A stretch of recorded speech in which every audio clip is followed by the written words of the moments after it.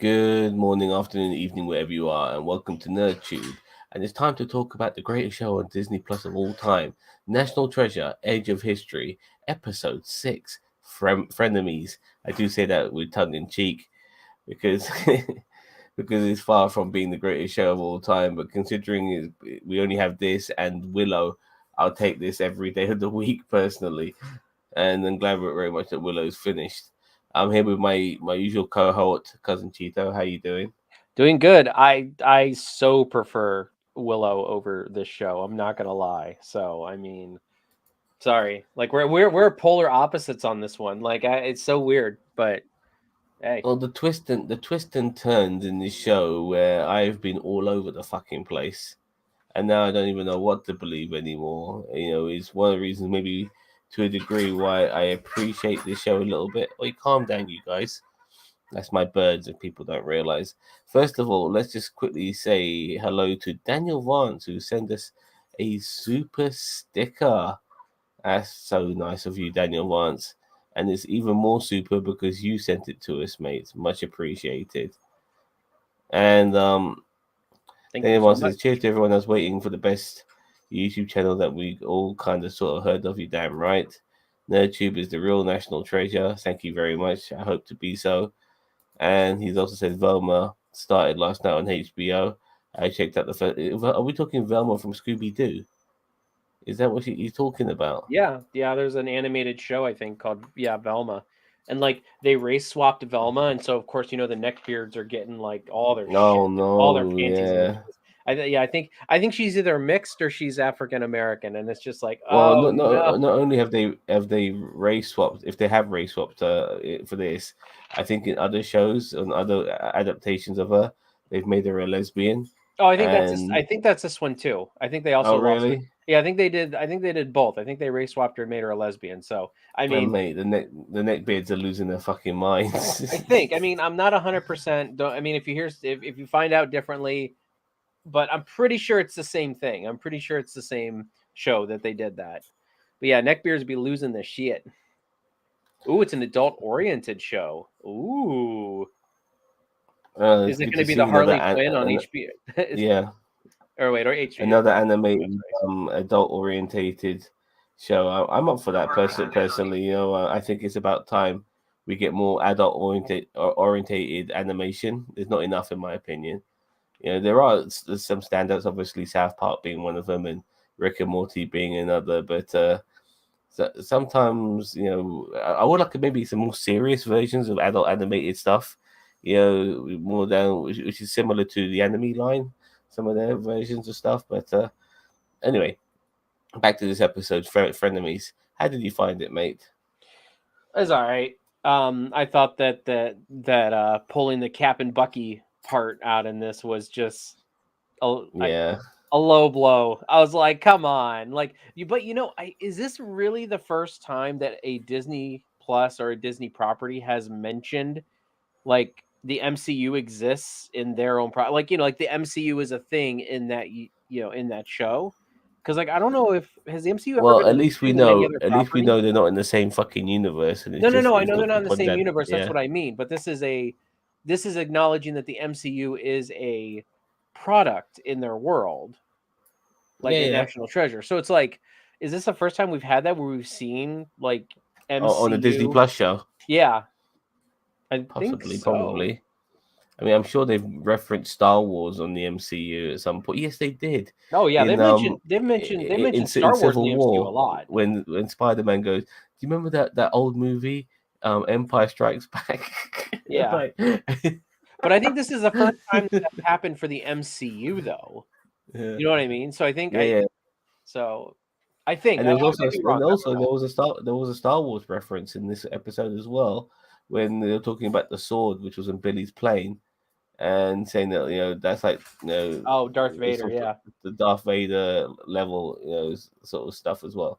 So yeah, I mean, don't get me wrong. I think the show's plodding along a little bit, and some of the sort of frills and spills that we had in the sort of the earlier episodes, where they're dealing with like secret rooms and hideouts and stuff like that, kind of been missing that a little bit recently. Now you can't have that every time.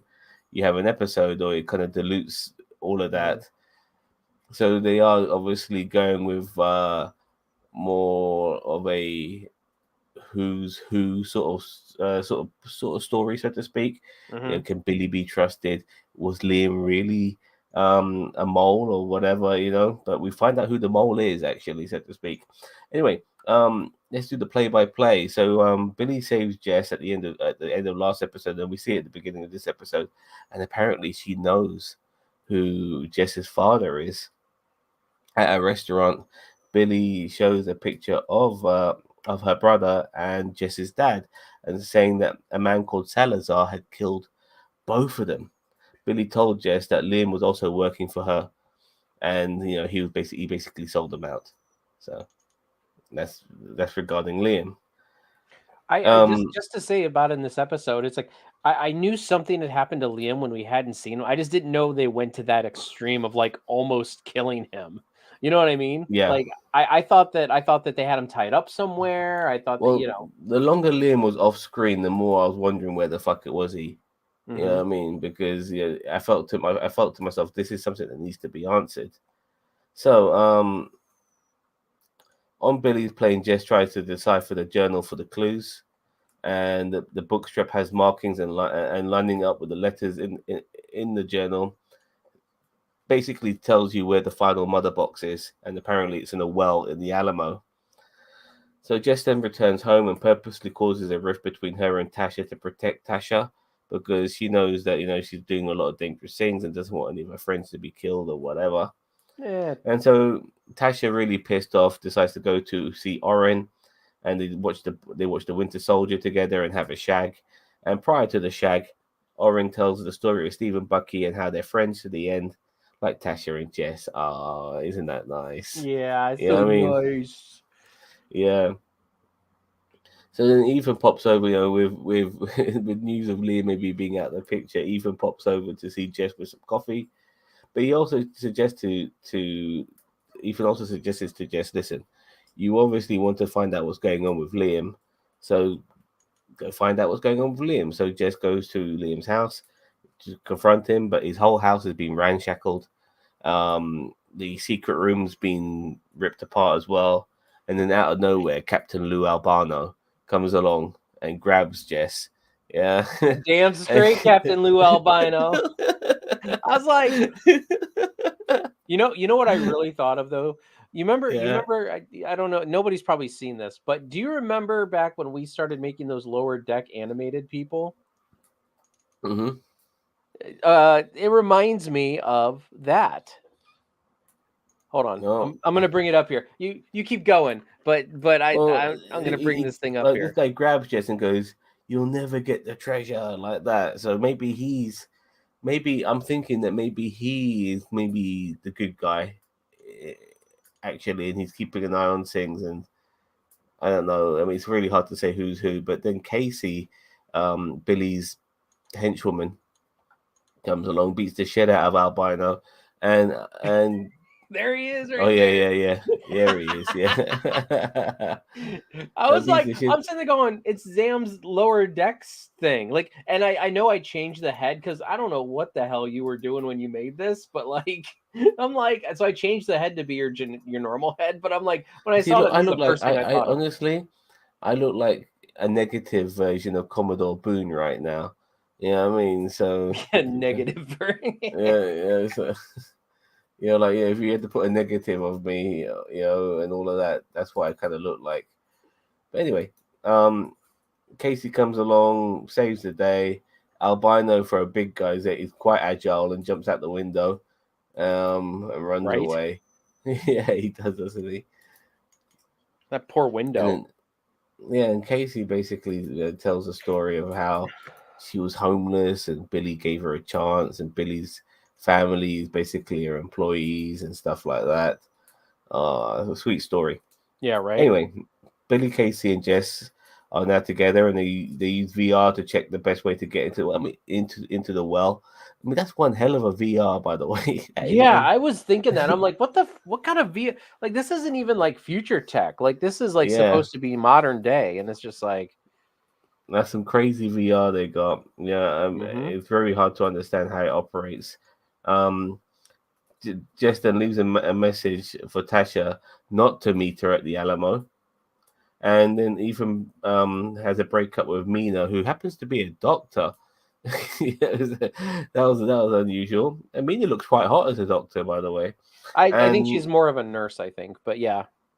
anyway, she Ethan breaks up with Mina and basically admits, listen, I'm so infatuated with Jess. This can't happen. Not saying that he's going to be going out with Jess or whatever. Not like he's got a chance with Jess, but he's just so infatuated with her that he can never move on with anybody else in his life. It has to be Jess or nobody else. Now, as he leaves the hospital, he sees an orderly with Liam's blue tux, and then he finds Liam battered and bruised and unconscious in hospital. At the Alamo, Billy, Casey, and Jess used the Battle of the Alamo reconstruction as a distraction to get into the well. And then Liam wakes up and tells Ethan that Billy and her henchwoman beat him up, threw him in the river, and left him for dead. Mm-hmm. Yeah, that was a So, bit. I was like, wow. That's, as I said, I didn't expect them to go that far with it. You know what I mean? Like I expected him to be tied up somewhere or whatever, but like, man, they like legit tried to kill well, him and dropped him in a I, river. I was wrong about them. They're not even shades of grey. They are bad people. Yeah. You know what I mean? No, I mean, I kind of was, as I said, I was kind of leaning that way too last week. But I figured they were bad people, like they had killed people, but like I didn't think that they were like the bad guys, of the show. Yeah, like they Um, retaliate to people who try to yeah, fuck with them. yeah, but You no, know what I they're just mean? they're just trying to kill Liam. I mean, Yeah, y- but Liam's just a kid. You know what I mean? yeah. And they try to kill him. So anyway, Jess claims the third mother box is not in the well, and when Billy investigates, Jess traps her and makes a run for it, avoiding all of Billy's goons and jumping into Ethan's van because Tasha was also there with Ethan, basically deciphering where she would know Jess would be. So it seems that Tasha has some skills of her own as well. I mean, we already knew that she was a bit of a hacker anyway. Yeah. And then Tasha, and then basically Jess basically reveals that the reason why we had beef with each other is because I just wanted to protect you. I didn't want you to follow me and get hurt and injured and all of that. She already saw what happened to Oren, so she didn't want history to repeat itself. And just says she knew that Billy was deceiving her by noticing the picture of her dad was photoshopped, and also the lie of her. And she also started a lie regarding her mother, liking football, or as you guys would call it, soccer. Soccer. Hello, Commodore Boone. Um, so also the well that they need to go to is in the Alamo in Mexico, and Diego Salazar tried to raid this well and was arrested. So Jess wants to have a chat with Salazar in Mexico, which might mean Jess may never come back because of her visa status. And this is the funny thing, because how the hell did Salazar know about this well? Like they had all the clues themselves, with a journal and all of that, to know that this is the well that they have to go to. What clues, what information did fucking Salazar have to know that this is the well where the third mother box is? I want to know. Anyway, the mole at Sadusky's house, and probably the person who's filming the Sadusky house, and possibly the person who killed Peter Sadusky, was his nurse, the guy looking after him. Hmm. And he goes I to the kind of FBI knew that guy was headquarters. shady. I don't know. I kind of figured that guy would be either watched or an agent or a bad guy or something. I'm pissed. I'm pissed off with myself that he went over. He went under the radar with me. I'm so pissed off because I totally forgot about him even existing. Yeah. Anyways, after because like the way they filmed it as well, like I give Disney a lot of credit. They filmed it in a way that you would not think about him. Like they never gave you any sort of stupid angles or stupid cuts or stupid editing choices to make you think, "Oh, the nurse is shady." So I credit them for that because the nurse totally went under the radar for me, and so he's probably the person giving a lot of feedback to Billy. But at the end of the episode, he has a flash drive and he goes to Agent Linda Carter and says, "Yeah, Jess killed Peter Sadusky," and obviously with Jess now wanting to go to Mexico to find Salazar, and we've possibly been considered as the prime suspect for Peter Sadusky's murder, and they never found out what the red stain is, by the way, either. It looks like she's going to be getting it from all barrels, from all sides, so to speak. So yeah, more problems lay ahead, but I'm expecting next week. I think we deserve some. And I mean, now they're going into more sort of like deserty, rural areas. I'm expecting more of that Indiana Jones vibe finally, and maybe a few booby traps and some more puzzles to solve, proper puzzles, like booby traps and trapdoors. If they're going into a well, for fuck's sake. So yeah, and apparently this well's in a bank, so that's going to be interesting as well how they pull that off. But they'll probably pull it off. I mean. Well, no, they said that are they? I thought they were going to visit Salazar. That's what they're breaking. Isn't that what they're breaking Yeah, in? yeah, they are going to visit Salazar as well, which is going to be interesting. And who knows, maybe Salazar is not the bad guy after all. Well, I think they said that they don't have to get into the well anyway underneath the bank because they said that somebody had busted into the well underneath the bank That was already, and that was Salazar. Salazar. So I don't That think they're was going to have to Salazar. break. I don't think they're going to have to break into the bank unless Salazar says, "Oh, I never found it down there," Well, and if then you they go never to look for found the mother themselves. box, then they'll need to go into the well. Yeah. But it's a bit like sometimes what you're looking for, it can't be activated unless there's a key. So it could be something along those lines. So like maybe the key opens this particular door, which has been staring them right in their faces, but they had no idea, and then boom, there's the third mother box, and they're on the way to getting this treasure, which we have no fucking idea about either. So a very a very a very well, I won't say globe trotting, but jet setting, because we're on Billy's plane quite a lot. And they are in a plane, aren't they? They're not in a boat. They are in a plane. Yeah. So Yeah. yeah, but I mean, at the same time, I mean, they're trying to build some tension um, with the girl. I can't ever remember her name. The main girl, where she's Jess. Jess, where she's, not, she can't leave the states because because of her status, her citizenship status.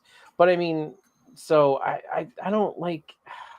I know Yeah, she's and all she like got. gung ho, but at the same time, it's like I don't know. It feels like she's just. It feels like it's all going to work out anyway, and she has no fear of it not working Oh, out. without doubt, it's gonna fucking work out. All I I want know, to but know is like, who's she gonna end up with. For me, the big question is, and even though it's not a big question for me, but it seems to be the more prevalent thing of who's she gonna end up with. Is she gonna end up with Ethan or Liam? no, nobody. You I don't know, care. I don't care either, but that's the only thing I can't tell. Will she save the day? Will she get the treasure? She probably won't get the treasure, because you know how these stories are. They never get the treasure. They'll see the treasure, they'll look at the treasure, they might even touch it. They might come back with one trinket or whatever, but they'll never get a shitload of it. I thought Yeah, they they'll found just it. I thought they found it all in National Treasure one and two, didn't they? they found the treasure, but they weren't able to keep it, if you know what I mean, because it wasn't theirs to keep. Oh It yeah. belongs in the museum. Well, they found the Golden City. That was the first one, right? I get them mixed up. Well, that was the one in New York. There was like a hidden city in New York in this church. They go into a church, don't they? And within that church, No, that was then the second one, Book of no, the Secrets, second one is when they go into Mount Rushmore, and there's a city in there, Yeah, the city in Mount Rushmore, El because Dorado, right? there happens to be like a secret door under this rock that nobody else in hundreds of years has come across, and they opened it. They didn't. Okay, so yeah. So sorry, let me just get bloody hell. Where's my cursor? So they donated it to museums of the world in number one, which was under the church. Yep, I remember that. And Mount Rushmore vault was in number two, So yeah, and there was so But I believe they found the treasure both times. Technically, I mean, They found the treasure, but they never get to keep it, do they? Like they never oh enrich no, that you're themselves. right. I mean, well, they donated it, as Vance said. They donated it in the first one, and then in the second one, they it Which is one of the uh reasons why, like, I despise Uncharted. Is like, look at all this treasure, look at all this treasure, and Nathan Drake never kept a fucking penny of it. I mean, discovering it was the way of his treasure, but to keep it, never. I mean, did Indiana Jones keep the cup of the Grail? Oh my God, what that would be worth? God knows. The Ark of the Covenant that that ended up in a warehouse. The Shankara stones, he gave that to the village people. You know what I mean? So mhm. I can't remember the crystal skull. Well, that went back, that reanimated itself and became an alien and shot up into space. God knows what Well, happens in the fifth one. we don't really talk about that one. I mean, Oh yeah, exactly. So yeah, so like a lot. That's always been my issue with a lot of these treasure hunting films. They never keep the treasure. King Solomon's Mines, the one with Alan Chamberlain and Sharon Stone. They find King Solomon's Mines, and there's diamonds everywhere. Diamonds, diamonds, diamonds. Do they keep any? Maybe a handful. You know what I mean? But they could have like walked off with a massive treasure trove of diamonds, but they never do in these fucking films and these shows. They always it's the adventure and it's discovering it is all they end up doing. But once it's been discovered, okay, well we discovered it now. Let's just leave it. We'll yeah, I know, fuck right? off. And You know then what I all mean? their bills are magically paid. Exactly. So we'll see what I still I think they get mean, some kind of finder's fee or something like that. maybe in the fictional world, but in the real world, I don't know. You know what I mean? Yeah. Like it doesn't belong to you. You can't keep any of it. We live in a very greedy society where certain people won't want to give you anything for anything. You know what I mean? They'll make you do all the work and not pay you a fucking damn penny for it, or not reward you a damn penny for it, and use legal mumbo jumbo to claim it for themselves. To make it almost impossible for you to understand. But anyways, that was the episode, Frenemies, and it seems um that Billy definitely somebody that Jess won't trust anymore, and I think the lines have been drawn in the sand between both parties. She'll have to get back to Liam as well, but with Ethan knowing that Liam was double crossed, um, it seems that Liam will be back with the kids soon enough, and all of that. Yeah, I think that's And gonna kind of resolve itself there, and he's gonna be back with them. going to the Alamo is going to be interesting. How does if it's very difficult for Jess to go to other countries because she's not an American citizen, would it be difficult for her to go to Mexico? Maybe not. I don't know. How they're going to pay for it? All of these sort of things. Are they just going to drive there in their mystery machine because they seem to be able to go everywhere in that fucking vehicle? They're gonna pay for I it with mean, magic. They're gonna pay for it with magic money. no, I think they're going to drive. I think they're going to cross the border by land. Come to think of it, I mean, I think they'll have. I think they kept a small percentage in the original because Riley was showing off his car. Yes, yes, yes, yes, yes, yes. I do agree with you there. But wasn't maybe that because he wasn't that to do with his book? No, like he became a famous author Yeah, because he became a Riley. famous. He had several books. I thought he said Yeah, with Riley best-selling also had. I author. mean, Riley in this series had a private jet. You know Yeah, what I mean? I'm about to say. I'm Yeah. pretty So sure he was like a bestseller and stuff. yeah, exactly. So the only, like I said, the only film that kind of showed them going off with a lot of treasure was The Mummy. Like they had like shitloads of treasure. They didn't take it all, but they got a lot. You know what I mean? Big bags. Hmm. So, and John Hammond's character had that spear at the end, which was the last bit of treasure he had left, which was the same spear that um, Brendan Fraser's character needed to unlock his door. Oh god! Anyway, I'm going all over the fucking place. And they mentioned the amount because Riley even complained about the government taking its portion of. Oh, fair enough. All right, fair enough. All right, you got me there. Can't argue with Yeah, but that I then. think I still think he got money, be at least from his book sales and stuff. I mean, because he was handing out those books in the second movie, wasn't it his first book or whatever, the president's All I book or know is that whatever. when he saw like a hot fangirl, it was like he just dropped everything. Like, yeah. Oh, I'll I write mean, you your hey, memoirs, baby. I got your memoirs, baby. Yeah. All right, time to I think to get that poll up, my son. Okay, getting it.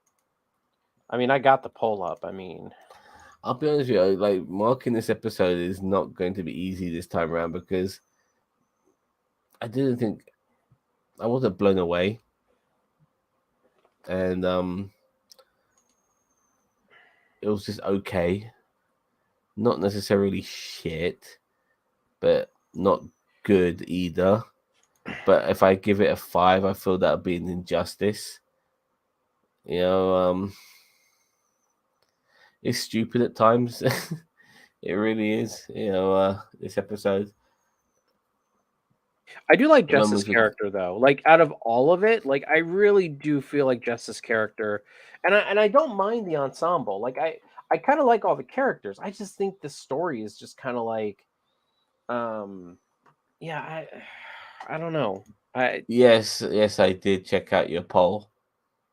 Oh, okay. You and Booney have moved to second base, I guess. Yeah, you asked me. You go to me, hey Zam, do you check out my poll? And I go, no, give me a link. So he sent me a link, and then I said, okay, done it. And he goes, done what? Mate, you just fucking told me to check your poll. What do you fucking think you made me do? You know what I mean? Anyways, yes, it's done. It was the greatest poll I've ever been on in my entire life, Captain Boone. You know what? I'm gonna call you Ensign Boone for fuck's sake. All right, so I'm gonna give this episode a 6 out of 10. I thought it was just slightly above average. I have to admit, I do find the characters a little bit endearing. Yeah, that's where I'm at. The characters are endearing. I like Oren. I like Tasha.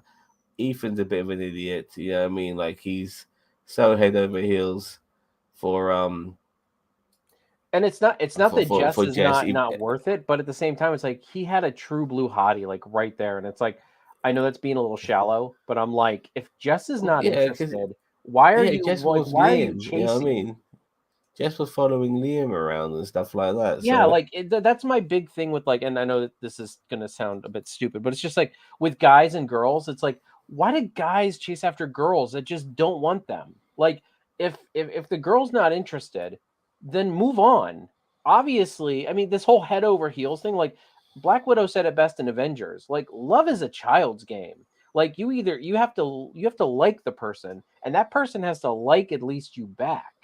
You know what I mean? Like I hate it when they do stuff like yeah, this, it's where got it's to be like mutual. If it's not mutual, then you're wasting your time and you need to grow the fuck up. You know what I exactly, and mean? you need to realize it's not going to happen. Now, Jess did have a little instance of jealousy when she saw, uh, what was his name? Eric, not Eric, Ethan. Ethan, Ethan and his girl together. But at the same time, it's like, that's still like, It's just yeah, a regular human emotion. Like she's not stupid. She knows Ethan's got the hots for her. yeah. Yeah, and so she's like, thinking, okay, well, he's got the hots for me, but I'm not necessarily.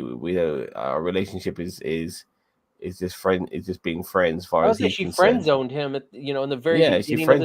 friend zoned him. She's obviously into Liam, and the moment Ethan decides to move on, she has an issue with that. People are fucking fickle. So Yeah, no, I absolutely, I hate that stuff, and that's why I'm like, I mean, you'll see that in my real life as well as anything. It's like just like guys, quit being such stupid idiots and like chasing people. I don't even chase my liquor. Think I'm gonna chase a woman? Like sorry. well, like I said, like regarding courtship and stuff like that, it's I guess it's just something either the spark is there or It's it not. ain't. You know what I mean? So Yeah, but I like do I can't. agree for the I'm too most part the fucking old to put the characters are work in. enduring. That's why you have to pay for it. It's just so much easier. Everyone's happy. You know what I mean? You get what you need. The worker is happy. You treat them very well. And they'll treat you very well in return. You know what I mean? And then you can go back home and play video games. It's everyone's happy. You know what I mean? Anyways, Tomorrow I'll try and get a review out for The Bad Batch. I've still yet to see it. I could have seen it today, but unfortunately, I just haven't put myself through it yet. But I will try and get a review out tomorrow. Um, Also, don't we'll have more, forget. yeah, more fan films to come out as well. Mhm. From us here at NerdTube. If you check out our channel, we've done some fan film reviews. There's one which has been quite popular with our channel so far by our standards of a Batman fan film. I personally thought it was a big pile of shit. I think you liked it. Is that correct, Cousin Cheetah? No, You hated it as well. I don't think I hated it as much as you did, but I don't think I liked it. I don't think, at least. No, Fair enough, I thought it was but I didn't think it was. I didn't hate it as much as you did, but I don't think I liked it that much either. Fair enough, and there'll be other fan film reviews of us coming out in the future. Unfortunately, Tulsa King is over. Willow, thank God, is over. Last of Us You know, starts up though this upcoming Sunday, so yeah. I don't know Oh, if we're doing yes, that one or not, but yeah, we're definitely doing that one. Definitely. But maybe we do the review for Monday. yeah, well, that's what I was I saying. think. Kind of takes Tulsa Yeah, King's place, so yeah, for I don't know. sure. Maybe if Boss Man or I mean, I can try to watch it. As I said, I have never played the games. I know of the games and I know a little bit about the games, but like I've never played them. So I mean, I can, and I'm not big into horror, like zombie horror, but Look, we have Daniel Vance and Jim in the chat. You know, if anyone's gonna know about The Last of Us, it'll be those two. Daniel Vance and Jim. Yeah. Well, I mean, why would Jim know about Last of Us? I'm taking the piss. Okay, gotcha. I'm like, Okay. what are you talking about? All right, Yeah, my Riker bad. looks absolutely adorable, by the way, from this angle. Oh, look at you, Riker. Riker, you have some adoring fans out there, Riker. Look, he's Riker. He's like, I don't give a fuck. I'm just laying here in my bed. Yeah, I watched the. I never played the game. I watched the story. And then obviously everyone lost their shit with Last of Us 2. I mean, I do know about that because I mean, it was hard to avoid that when all that was going on. Like as I said, I know Joel. I know it's Ellie, right? I know Ellie, Ellie or Ellen or something like that. Yeah, and I know what happens in the second game that pissed everybody off. I'm not going to spoil it for people. As I said, it was all over the internet, so it's like it was hard to avoid. But I've never actually like played the games per se, but I like why am I forgetting his name? The actor who plays Pedro Mando. Pascal. Yeah, I like Pedro Pascal.